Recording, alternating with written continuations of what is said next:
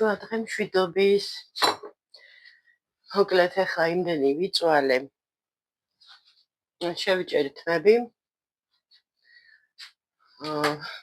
ორი სარკით, აქეთ-იქით ესე ვიყურებოდი, მოკლედ მე მგონი სწორედ, მაგრამ არ ვიცი ახლა.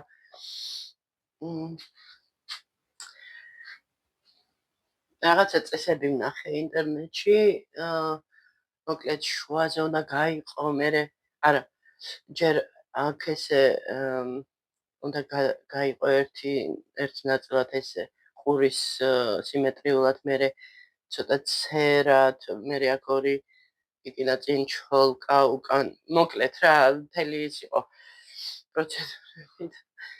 მგონი, არ ვიცი, მგონი ნორმალურად შევიჭერი, ჯერ თავი არ დამიბანია და არ ვიცი როგორ იქნება, ანუ საბოლოო ვერსია ჩემი შეჭრილი ცოტათი გრძელი კარესი.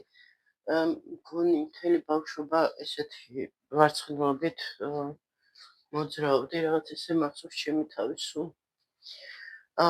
ერთადერთ ხელ მქონდა მარტო ბრმა აწლავის ოპერაცია რო გავიკეთე. ის ანუ ჩოლკა მქონდა გაზრდილი აქამდე რა და სხვათა შორის ძალიან მიხდებოდა, როგორც მეუბნებოდნენ და მეც მომწონდა. რა ვიცი, ფიქრობ, შეიძლება გავიზარდო კიდევაც ჩოლკა. რა ვიცი, ბავშვობიდან სულ ჩოლკა, ესე მჭრიდა დედა ჩემი და მეც მივეჩვიე რაღაცნაირად და თან დიდი შუბლი მაქვს მე, ანუ მაღალი შუბლი მაქვს და ჩოლკა ისეთი ეს არის ვარცხნილობა, რომელიც ცოტათი ასე ვთქვათ ფარავს რა ჩემ დიდ შუბლს. საერთოდ კარგია დიდი შუბლი, მაგრამ მე ეტყობა, რა ვიცი, ყველას ხო იცით თავის თავში რაღაცა, რაც არის სისტემატურად არ მოგწონს რა. მოკლედ ესეთი ამბებია და ცოტა თმები მაქვს აქეთ-იქით. ახლა ყავას გავიკეთე. დღეს ვისვენებ. დღეს ორშაბათია. ისევ ორშაბათი მაქვს დასვენების დღე. არც უკითხავთ, არც მე არ შემიწუხებია, არ მქონია ახლა აი რაღაცა ისეთი რა, განსაკუთრებული რაღაცა დღე მომერჩია დასასვენებლად და ესეთი რამე და ამიტომ მივენდე სრულიად სამსახურის ამბებს და სურპრიზიც გამოვიდა ფაქტიურად, რაღაცნაირად გამიხარდა. თან გუშინ უფრო აი ხო არის რაღაცას გეუბნებიან, ეს გააკეთე, ხო? ძალიან ბევრი რამე ჩემი ინიციატივით გავაკეთე და ვფიქრობ, არც აპლოდისმენტებს არ ველოდები, რა თქმა უნდა, მე არ ვარ ეგეთი ადამიანი, რომ რაღაცა შერქებას და იმას ველოდო. უბრალოდ მე თვითონ სიამოვნებს ხოლმე, როცა რაღაცა საერთო საქმისთვის მომდევნებული ვარ და მოკლედ მინდა რომ თვითონ აი ეგრეთ წოდებული სტაფსური ეძახიან, იყოს გამართული და კარგი. ხო. ესეთი ამბები. ხო, გავაკეთოთ ჩვენი ზარმაცი ნალექიანი ყავა.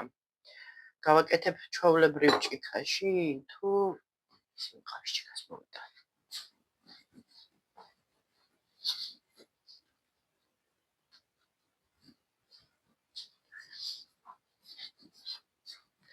სოსოს ჯერ კიდე ძინავს.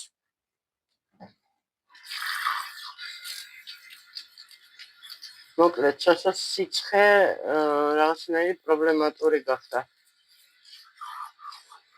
მეც მაქვს ეს სიცხეები. აი, არ გშორდება მეგობრებო რა, ეს 37 და 5-მდე მერყეობს რა, ხან 37, ხან 37 და 2. მაგრამ 37 და 5-ის ზემოთ არ არის რა. არ მომწონს, რა თქმა უნდა, ამდენი ხანია გრძელდება. თუმცა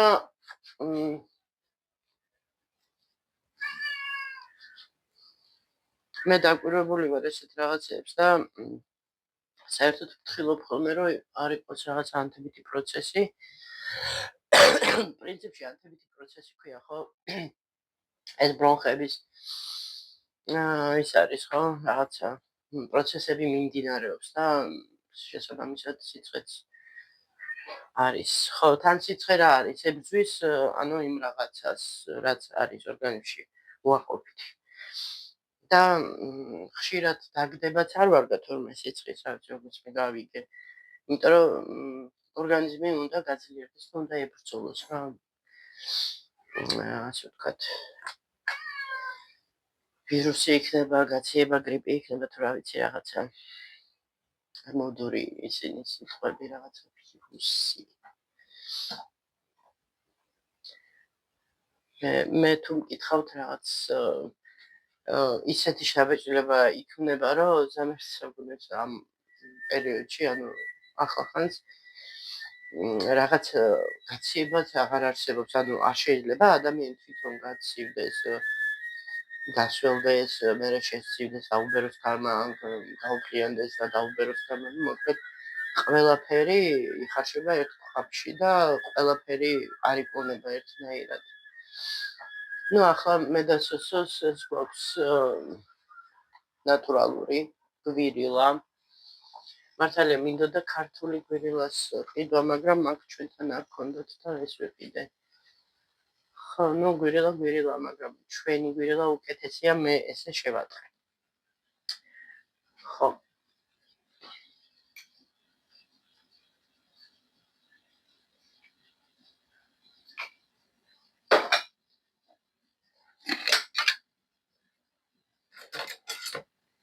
არ ვიცი დღეს მინდა რომ სუფთა ჰაერზე ცოტა ისეთი ნათქვამია სუფთა ჰაერი ჩვენ ქვეყანაში, მაგრამ ну მაინც სახლიდან რა მოკლედ გავიყვანო სოსო და ცოტა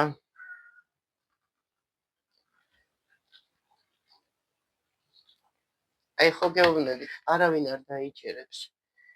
არა, პრინციპში რა არ არის დასაჯერებელი, ხლა როცა არ გაქვს დაზღვევა, როცა არ გაქვს ისეთი შემოსავალი, რომ უზრუნველყო შენი თუნდაც ჯანმრთელობის მდგომარეობა, გვიწევს ბრძოლა, რუსულად ვიტყვენ პატროჩი მეტი რა, ანუ რაც გვაქვს იმითი რა.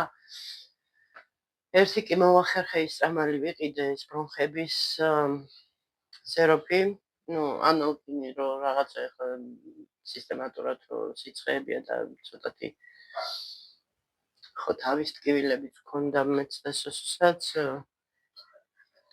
გაივლის, ყველაფერი გაივლის. მუდმივი არაფერი არ არის.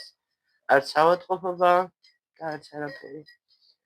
ვი, ახლა შევამჩნიე რა სასაცილო ის აქვს ნახატი იმას, გუშინ მარილი ამოვიტანე და ახლა მეც ნახო, ვარ მეჩვენება, აქში დევს და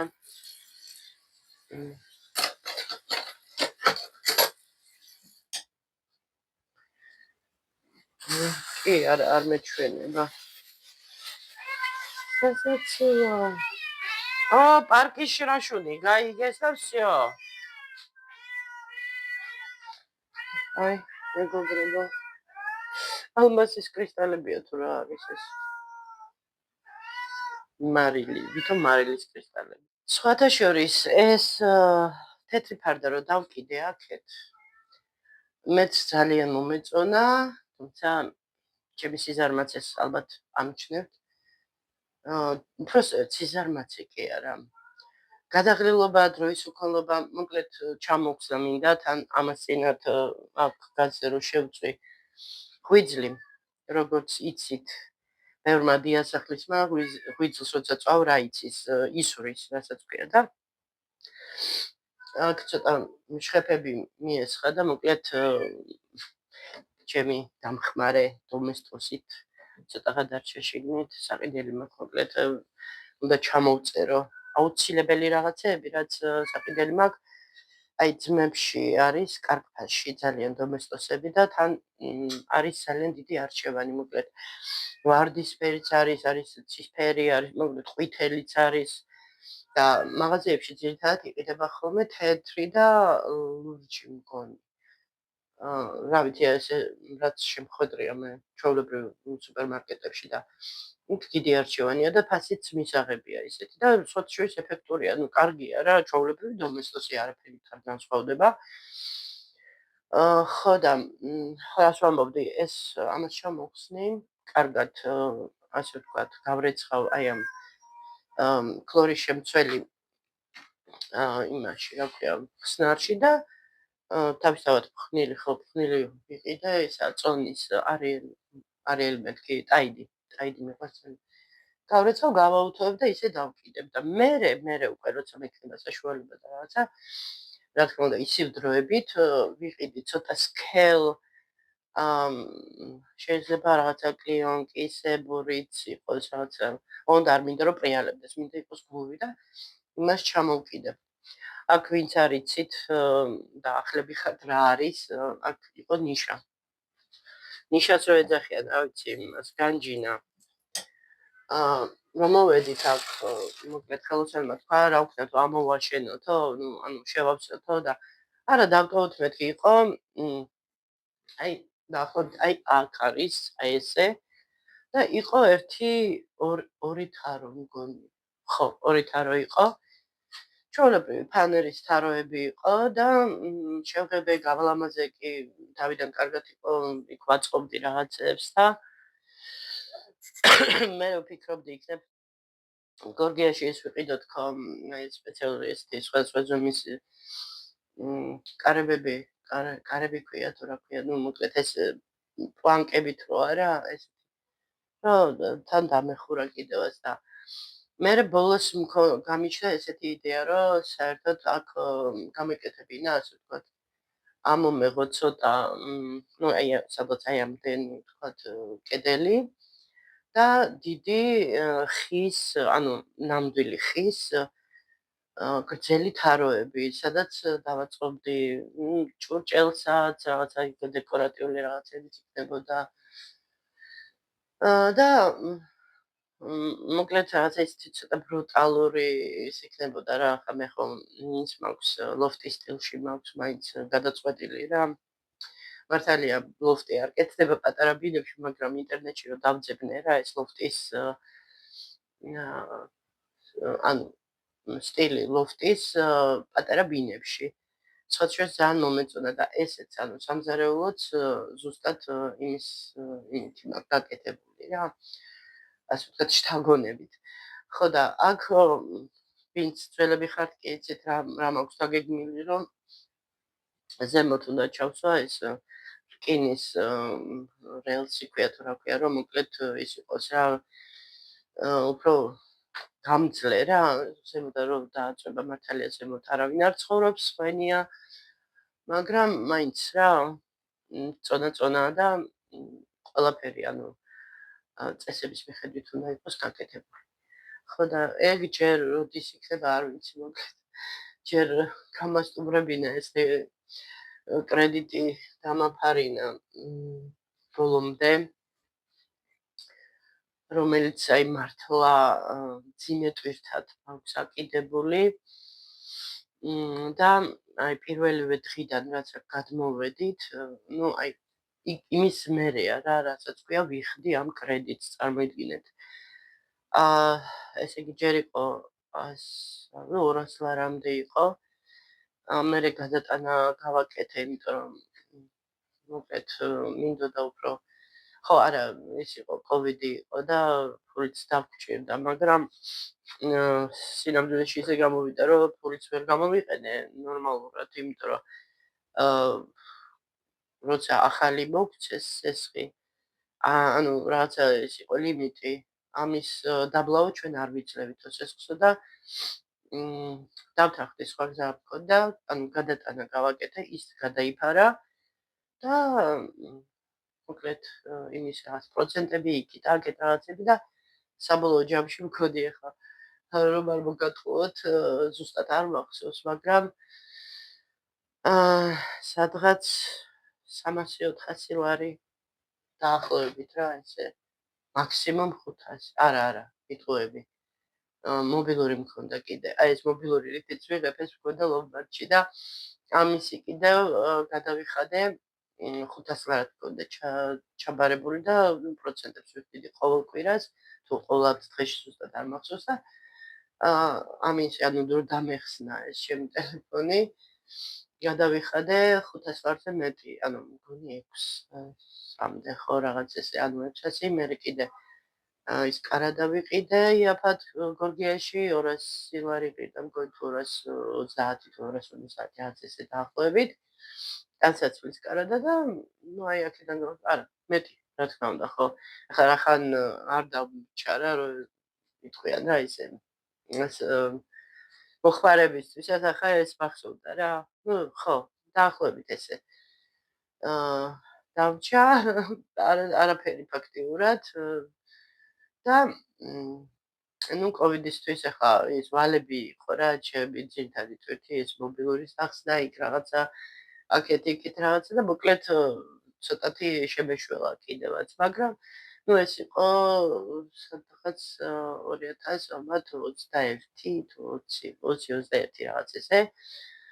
და იმის მერე, ეხლა უკვე არის 2025, ყოველ თვე, აი რასაც ქვია ვიხდი, რა თქმა უნდა, გადაცილებებიც მქონია, ის პროცენტებიც გადამიხდია, ზედმეტიც გადამიხდია და ძალიან დამხალა მართლა და ერთი სული მოქვს, რომ ეს მოვიშორო და მე წარმოდგენებში მაქვს ხოლმე, რომ წარმოვიდგენ, რომ ხელფას რო ავიღებ, ხო, ხელფასიდან ეს თანხა, ეს 260 ლარი ხო თავისუფალი იქნება უკვე და უკვე სხვანაირად მოვიხმარ რა ხელფას და არ ვიცი, ალბათ ჩვენზე ბედნიერი არ იქნება რა. ცოტა ისე ჟღერს სასაცილოდ, ახლა რა ბედნიერებაა ხო, ერთადერთი ხელფასი და მაგრამ მე ვიგრძნობ ამას და ჩვენ ვიგრძნობთ ამას, რომ თვერთი არ იქნება ესეთი ესეთი გადასახადის და მერე დასასვენებელ ფულსაც მოვაგროვებთ და მეოთხე წელი წავიდა, ეხლა საფულში თუ არ დავისვენებთ, შესრულდება 4 წელი და ფაქტიურად ბავშვი ამის ბრალიც არის ალბათ ეს იმუნიტეტიც დაუქვეით და შესაძლოა მეც და იმიტომ არის რომ ესე გვეწელება ხოლმე ეს გაციებები, იმიტომ რომ ყოველ წელს ხალხი გადის ქალაქგარეთ ბოლო-ბოლო client მიდიან თავიანთ სოფლებში და ჩვენ სოფელიც დასავლეთში კი არის, მაგრამ არავინ არ ცხოვრობს და შესაბამისად სახიფათოც არის იქ ყოფნა და მოკლედ მეზობლებიც აღარ არის ისე რა მიყრუებული ადგილი და ბავშვთან ერთად მართლა ვერ წავალ იქ მაინდა-მაინც არ არის რა კაი ადგილი უსაფრთხოების თვალსაზრისით, იმიტომ რომ იქ სულ რაღაცები ხდებოდა ხოლმე. აი მაგალითად ერთი ესეთი ამბავი იყო, ახლა არ ვიცი YouTube-ზე რამდენად შეიძლება ეს თამები ლაპარაკი, მოკლედ სიცოცხლის მოსპობა იყო, ძალიან ხშირი შემთხვევები და თან ისეთ სისულელე რაღაცეებზე და ამიტომ რა ვიცი, არ მომწონს იქაურობა, მაგ თვალსაზრისით, თორე თვითონ ეზო და ეს ბუნება და ყველაფერი ძალიან კარგია, თან სახლში როცა დიდი ხანი არავინ არ ცხოვრობს, ქვეწარმავლებიც შეძვნენ, მახსოვს ერთხელ ვნახე, მოვყევი კიდევაც ადრე. ხო და ამიტომ როცა ისვენებ, უნდა დაისვენო, ხო, ადამიანმა და არა დაძაბული იყოს და მოკლედ იმიტომ ვისვენებთ ხოლმე ზღვაზე, იმიტომ რომ ყველაზე ისეთი ის არის, ზღვაც არის, თან ეს ჯობია. თუმცა მთაშიც შეიძლებოდა, მაგრამ მთაში არ ვიცი, ალბათ სასტუმრო უნდა ვიქირავ თუ არ ვიცი, არასოდეს არ ყოფილა მთაში. მე თვითონ დამოუკიდებლად რომ ბავშვი წამეყვანა და დამესვენა. ესეთი არ მქონია და თან სასტუმროების ფასები არ ვიცი, მე ახლა კერძო სახლში ვცხოვრობ ხოლმე ქობულეთში, უკვე დიდი ხნის ის არის, ასე ვთქვათ, ეგრეთ წოდებული ხაზეი გასრო ეძახით და რა ვიცი, 10 წლეულებია უკვე ვიცნობ იმ ადამიანს, მასწავლებელია და მოკლედ შეჩვეულიც ვართ, ფასებიც მისაღებია, ზღვასთან ახლოს არის და ესეთი ამბები რა. მაგრამ ახლა ისეთი დრო მოვიდა, რომ ყველაფერი გაძვირებულია, მარტო გზაში, ანუ რო იმგზავრო, ორი ადამიანი 70 ლარი აქედან კიდე 70 იქიდან და რა ვიცი, თვითმფრინავია რა ფაქტიურად ეს მატარებელი და მერე იქ თვითონ ბინის ფული, ყვება, ცოტა უნდა გაერთო კიდევაც რაღაცა თვალწალი და ალვილი მოკლედ. ძვირი სიამოვნება, სადღაც დაახლოებით კარგად რომ დაისვენო, ნორმალურად რა ვიძახი, სადღაც 2000 ლარი მაინც გჭირდება და ჩვენ ბოლოს ვიყავით ძალიან ბიუჯეტურად, სადღაც და მაშინ ფასები სხვა იყო. მგონი 600 თუ 700 ლარი ამ თანხით წავედით.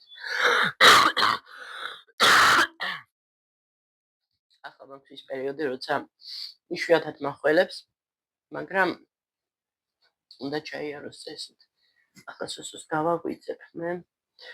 ჩემი ყავა გაცივდა.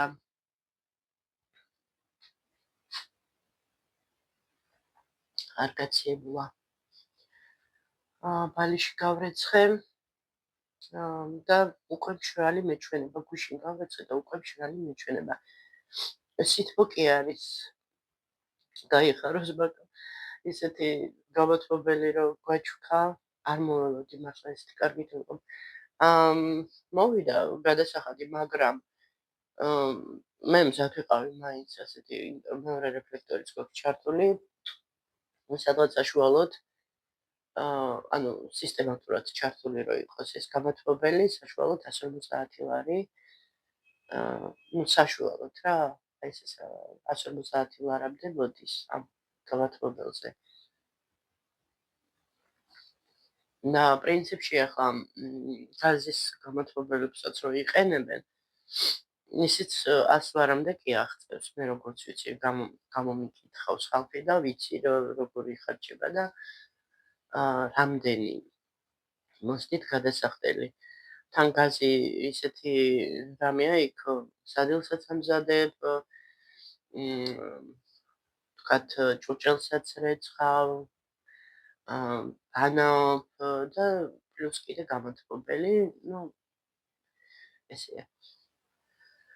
და ამის გარდა კიდე დენის გადასახადი მოსდით და მე კიდე მხოლოდ დენის მომდის, ასე რომ ალბათ ნორმალურია ჩემი აზრით, არ ვიცი, ჩვენ დროში ალბათ უკვე ეს ნორმაა. და აღარ უნდა გაგვიკვირდეს, რომ აი ბევრია და რაც არ არის ბევრი, ნამდვილად არ არის და მე ვფიქრობ, რომ დენის გამათბობელი უფრო უსაფრთხოა. რა ვიცი, მე ესე ვთვლი ვიდრე გაზის. თუმცა აი ამ დენის გამათბობელთან ერთად რაღაცა წყალი მაინც უნდა დაიდგას სადმე, იმიტომ რომ ჰაერი შეიძლება გამოშრეს. ხო, ესეც არის ეს მომენტიც. მოკლედ ეს ფიქრები მაქვს საყოფა ცხოვრება, ყოველთვიური და მეგობრებო, ახალი წელი გვიახლოვდება. არ ვიცი ჯერ რას გავაკეთებ, როგორ გავაკეთებ, ანუ არაფერი გეგმა არ მაქვს. ერთი ის ვიცი, რომ ხელფასი რო ჩაირიცხება, შევხედავ იმის მიხედვით, რამდენი ჩაირიცხება, თუ ნორმალურად იქნება ხელფასი, თავისთავად ჯერ კრედიტი უნდა გადავიხადო, დენი უნდა გადავიხადო, ინტერნეტი, დასუფთავება და წყალი. კაპიკებია ჩემთვის ეგ დასუფთავება და წყალი. სოსოს მაგალითად მობილურის ის გაეთიშა, ანუ ვეღარ მირეკავს. დღეს რაღაცას მოვიფიქრებ, შეიძლება ვანდა ხო, არ ვიცი. ვანდა კიდე ცალკე პრობლემებშია, გუშინ კნუტი მოუკვდა. ის კნუტი, რომელსაც ძალიან გადაყოლილი იყო და რა, აი რო გითხრათ, შეიძლება გაგიჟდეთ მართლა. თითო წამალში, რომელიც თან ჭირდებოდა 2 დღეში ერთხელ თუ 3 დღეში ერთხელ 80 ლარს იხდიდა. მერე რაღაცა შეღავათი გაუკეთეს, მოკლედ ძალიან ძვირი დაუშვა ეს კნუტი. და მაინც ვერ მოახერხა გადარჩენა. დიდხანს აცოცხლა, რა თქმა უნდა, თან ელოდებოდა რომ წამოიზრდება, მომაგრდებაო და რაღაცა პრობლემა ჰქონდა სულ დღესთან დაკავშირებით ის რაღაცა ხრიალის მაისმა და რო სუნთქოდა ისე მეწოდებოდა, მოკლედ ძალიან საყვარელი კნუტი იყო. მაგრამ მეც დავიღალე, იცით რომ იმის და ვხედავდი იმის თვალებში, რომ თითქოს აი გადაიღალა თვითონ, აი კნუტი გადაიღალა ამდენის.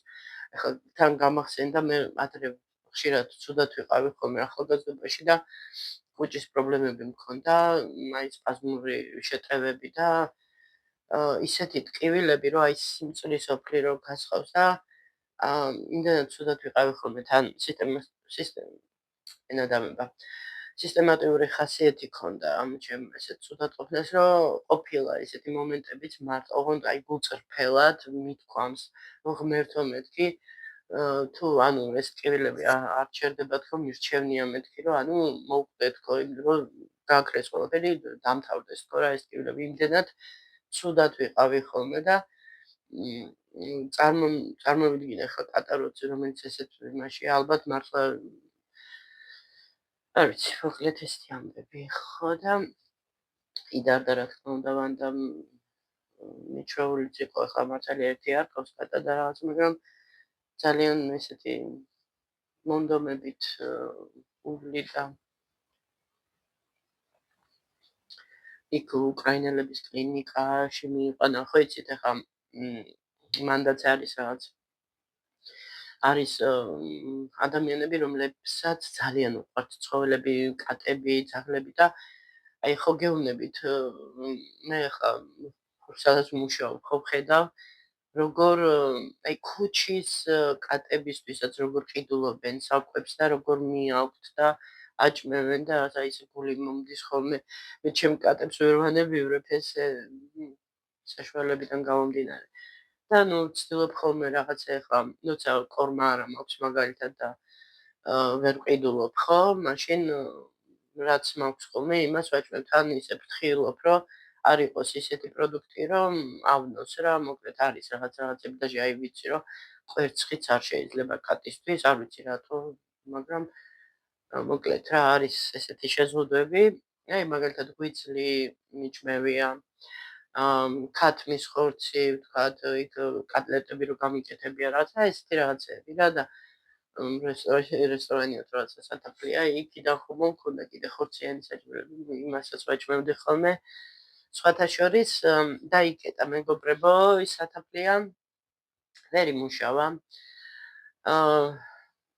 ცოტა არ იყოს ისეთი მეფიქრება ხოლმე ცოდვებაც უწია, იმიტომ რომ ძალიან ცუდი უფროსობა ყავდა, ანუ უფროსობას ვიძახი, ეს კოლექტივი კი არა, კოლექტივი იყო არაჩვეულებრივი ძალიან მაგარი ხალხი.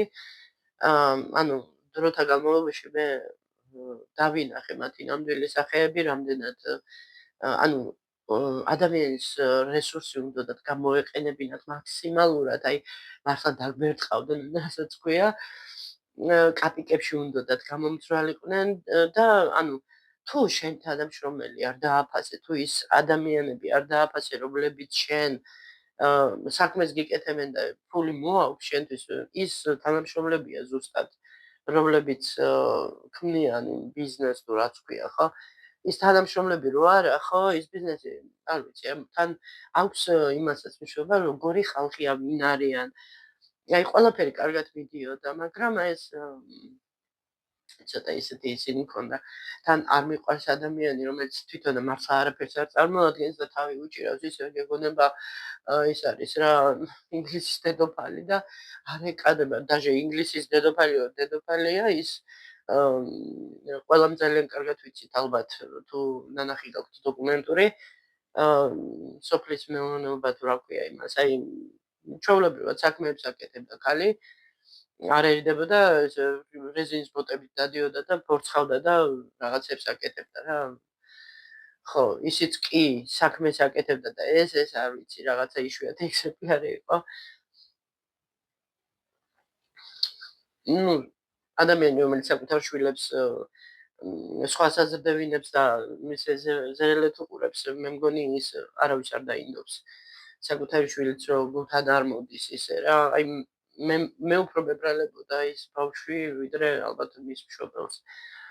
იმიტომ რომ იქ ავად რო იყო, ძალიან ისე აი არც არა ვერ ვხედავდი მის საქციელში ან მაშინ რომ რაღაცა ენერგიულა ან რაღაცა ოდნავ მაინც ახლა ესეთი ნიღბის გაკეთება არ ვიცი რამდენად პროფესიონალია რომ მალავდა ვითომ არ ვიცი მაგრამ როგორც გავიგე და მითხრეს, ვინც კარგად იცნობდა, მთელი ცხოვრების მანძილზე არ უმჩიავი არაფერი უკეთებია და შესაბამისად ხო, ბავშვებიც მას არ გაუზრდია და შესაბამისად ამაგიც არა და სითბოც ეთყობა, არ ვიცი.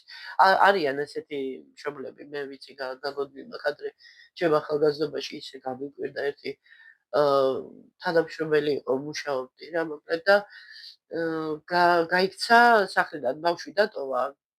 პატარა რა, აი 4 თვის, 3 თუ 4 თვის ბავშვი დატოვა და კაცთან ერთად გაიქცა რა, ანუ სიყვარულის გამო მიატოვა შვილი და წავიდა სადღაცას და ისეთი მაშინ და ნიკა პატარა მყავდა ვერ წარმომედგი და მეთქი ეს როგორ უნდა გააკეთოს, არა ვისი გულისთვის, რისი გულისთვის და ეგეთ ქალებს ვერ ეძახი ხოლმე ატეხილ ქალებს, ცხელსისხლიანებს, აი შვილებს რომ გადაუვლის და თავის მოკლედ მიხვდით ალბათ რაც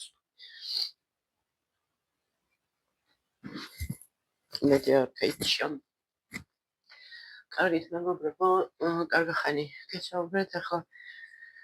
ხო, რაც შეეხება ახალი წლის იმას, ახლა ხო ხელფასი რო ჩაიწერა იმის მიხედვით, გადავწყვიტავ რა იქნება, როგორ იქნება, რამდენი დაგვრჩება, ასე ვთქვათ,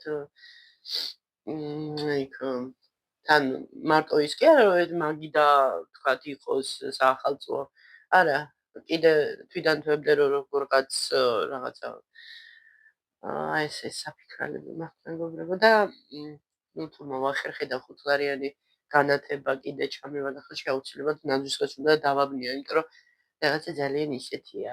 კი, ანათებს, მაგრამ მე მიყვარს თან ბავშვობაში მოცოს რა კარგი გირლანდები მქონდა. პატარა ნათურები იყო, აი ნამდვილი ნათურები, პატარა ფერადი, გერმანულები იყო და მელნისფერი განათება იყო თუ რაღაცა მელნისფერი თუ ისფერი, რაღაც ეგეთი ისე მიყვარდა და ესე მახსოვს პატარა ვიყავი მივიდოდი ხოლმე და ახლოდან ისე ვიყურებდი ხოლმე დიდხანს ვაკვირდებოდი ის ნაძვისხის სათამაშოებსაც თან მაშინ გერმანული სათამაშოები იყო შუშის ნამდვილი, ანუ არ იყო ეს პლასმასები. ეხლა კატამაც რო გადმოვიდეს ნაძვისხე არ ინერვიულებ, ხმაც სხვა აქვს, როცა აი ვიღებ ნაძვისხის სათამაშოებს რაღაცა კაცუნოვე რაღაცა ეს პლასმასის ის არის ადრე თავისებური ეს რაღაცა თავისებური ხმა ქონდა იმ სათამაშოებსაც წვიმასაც ყველაფერი იცვლება რა თქმა უნდა. ჩემთვის ახალი წელი ასოცირდება ბავშვობასთან, სიხარულთან და ამავდროულად ცოტა სერდიანიც არის, იმიტომ რომ განსაკუთრებით ბოლო ხანებში, იმიტომ რომ ხო თან უფრო ხო ასოცირდება მამასთან, მამაჩემთან ახალი წელი.